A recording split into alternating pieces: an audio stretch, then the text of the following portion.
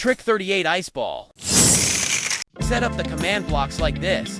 A1 creates the count scoreboard to record the ice's action count. A2, if the ice is airborne, it teleports slightly down and forward, making it glide. A3, if the ice is on the ground, it teleports slightly up and forward to continue moving.